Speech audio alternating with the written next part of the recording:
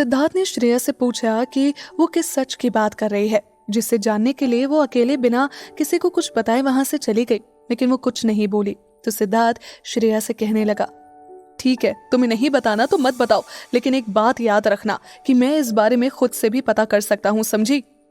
इतना कहकर सिद्धार्थ वहां से चला गया। सिद्धार्थ की बात सुनकर श्रेया सोचने लगी कि सिद्धार्थ के लिए ये पता करना ज्यादा मुश्किल नहीं होगा, लेकिन फिर उसे ब्लैकमेलर की बात याद आ गई कि श्रेया ने किसी को भी इस बारे में बताया तो ब्लैकमेलर उसे कभी सच नहीं बताएगा। इसीलिए श्रेया ने चुप रहना ही ठीक समझा और अपने कमरे में आराम करने लगी। वहीं सिद्धार्थ ने अखिल को फोन करके आज की सारी बात बताई। अखिल को सिद्धार्थ की बात सुनकर हैरानी हुई। उसने सिद्धार्थ से कहा, मुझे लगता है कि उन लोगों को श्रेया के बारे में सब कुछ पता लग गया है, तभी उन लोगों ने श्रेया को मैसेज करके वहां बुलाया। सिद्धार्थ, मैं जान गया हूं कि उनका टारगेट श्रेया को मारना था, लेकिन उस वक्त तुम आ गए और सारे किए कराए पर पानी फिर गया। लेकिन आई होप कि उन लोगों ने श्रेया से कुछ साइन ना कराया हो। सिद्धार्थ, तुम श्रेया से उसका फोन ले लो, क्योंकि वो लोग श्रेया के लिए हायर किए हुए गार्ड्स के बारे में सब कुछ जान चुके हैं और गार्ड्स के होते हुए श्रेया को वो लोग कुछ भी नहीं कर सकते। इसीलिए उन लोगों ने श्रेया को पर्सनल मैसेज किया, क्योंकि पर्सनल मैसेज के थ्रू वो लोग श्रेया को अपने जाल में फंसा सकते हैं। सिद्धार्थ ने अखिल से कहा कि वो बेफिक्र रहे, श्रेया की सेफ्टी की जिम्मेदारी उसकी है और उसके होते हुए श्रेया को कोई कुछ नहीं कहेगा। फिर वो अखिल से काम को लेकर बातें करने लगा। सिद्धार्थ ने अखिल को अगले दिन ऑफिस में बुलाया और खुद श्रेया के कमरे में चला गया। श्रेया उस वक्त सो रही थी। सिद्धार्थ श्रेया का फोन चेक करने लगा और जिस नंबर से मैसेज आया था उसने उस नंबर को अपने फोन पर कॉपी कर लिया और खुद श्रेया को पकड़कर सो गया। आधी रात को श्रेया को प्यास लगी और पानी पीने के लिए वो उठने लगी, लेकिन उसे खुद पर फिर कुछ भारी सा लगा। उसने पलटकर देखा तो वहां सिद्धार्थ था। सिद्धार्थ उसे पकड़कर सोया था। उसने सिद्धार्थ को उठाया और पूछने लगी, तुम क्या कर रहे हो यहाँ? तुम्हें अपने कमरे में होना चाहिए था। सिद्धार्थ ने उससे कहा कि वो मेरी आंख लग गई थी और मैं सो गया।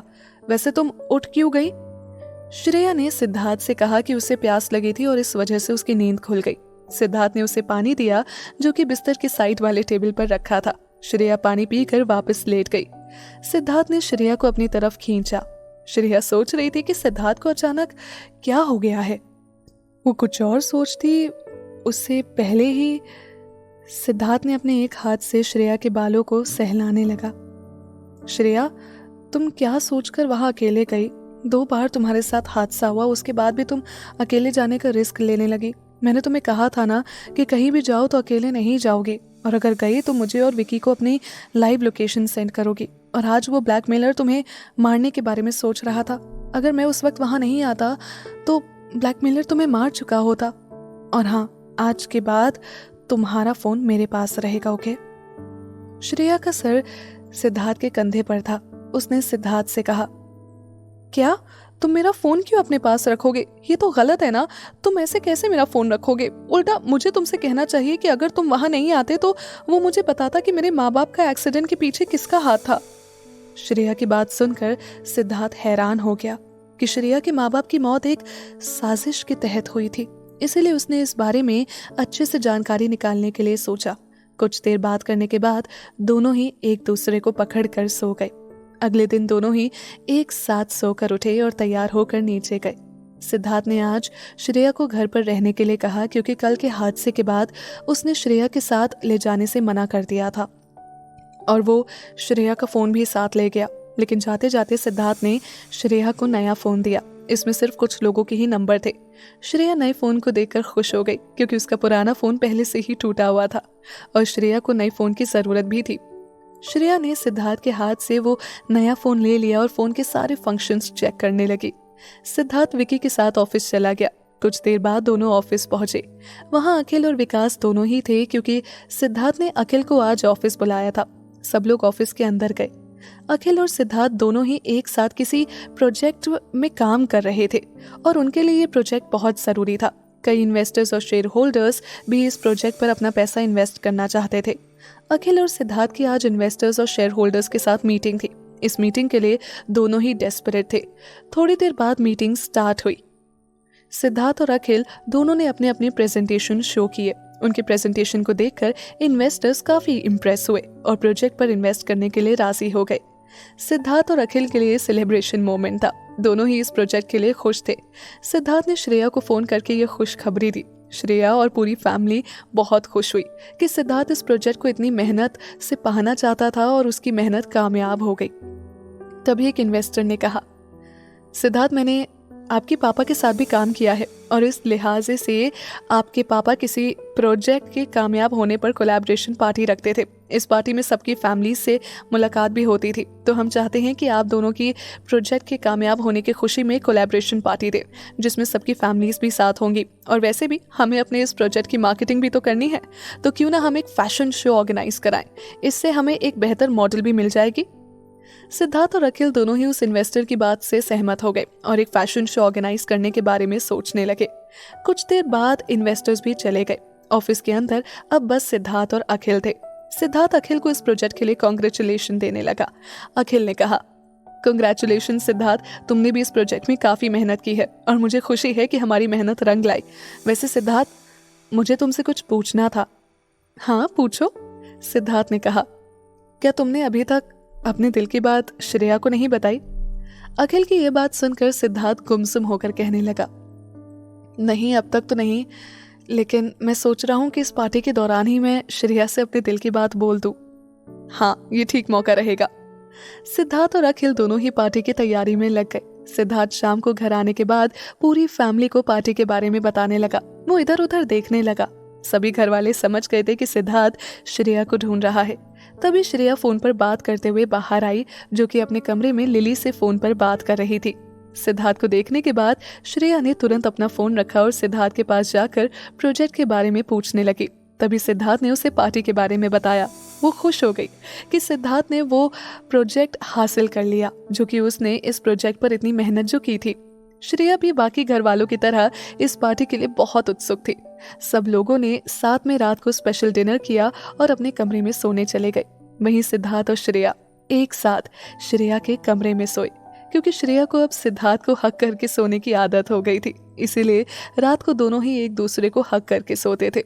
रॉय मैंशन में सभी लोग जल्दी उठ गए क्योंकि फैशन शो वहीं ऑर्गेनाइज होने वाला था। इसीलिए सभी पार्टी की तैयारियों में जुट गए।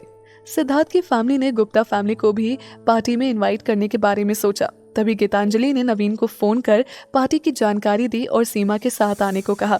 वहीं ईशा, श्रेया और लिली तीनों फोन पर ही बात करके ये सोच रहे थे कि शाम को वो तीनों क्या पहने, क्योंकि ये पार्टी कोलैबोरेशन पार्टी थी, तो बड़ी बड़ी हस्तियां यहाँ पर आने वाली थी। तभी किसी ने श्रेया के कमरे में दरवाजा खटखटाया और अंदर आकर एक पैकेट सोफे पर रख दिया। श्रेया ने जब वो बड़ा सा पैकेट खोला तो उसमें लाल रंग का गाउन था जिस पर फ्लोरल वर्क था। उस ड्रेस को देखकर ही लग रहा था कि किसी बड़े डिजाइनर ने उसे डिजाइन किया हो। श्रेया ड्रेस को शीशे के सामने खड़े होकर देख ही रही थी कि उसके फोन पर किसी का कॉल आया। वो कॉल सिद्धार्थ का था। उसने कहा, ड्रेस पसंद आई तुम्हें? आज शाम की पार्टी में तुम यही पहनना। सिद्धार्थ की बात का जवाब देते हुए श्रेया ने कहा, हाँ ये ड्रेस तो बहुत सुंदर है। वैसे तुम्हें लड़कियों के कपड़े की इतनी अच्छी नॉलेज कैसे है? सिद्धार्थ ने ज्यादा बात ना करते हुए फोन काट दिया। वहीं श्रेया सोच रही थी कि उसने अपनी बात खत्म भी नहीं की और उसने फोन काट दिया।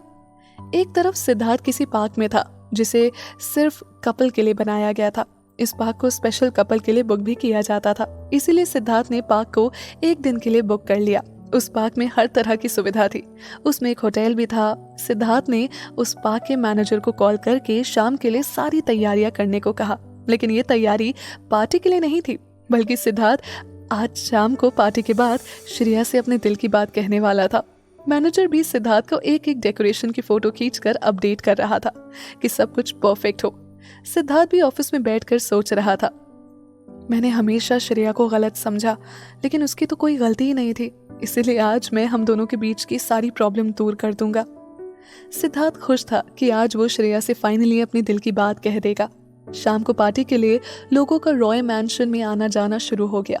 सभी लोग पार्टी की तारीफ कर रहे थे क्योंकि रॉय फैमिली ने ग्रैंड पार्टी ऑर्गेनाइज की थी और फिर रॉय फैमिली भी तैयार होकर नीचे आई। गेस्ट का वेलकम करने लगी।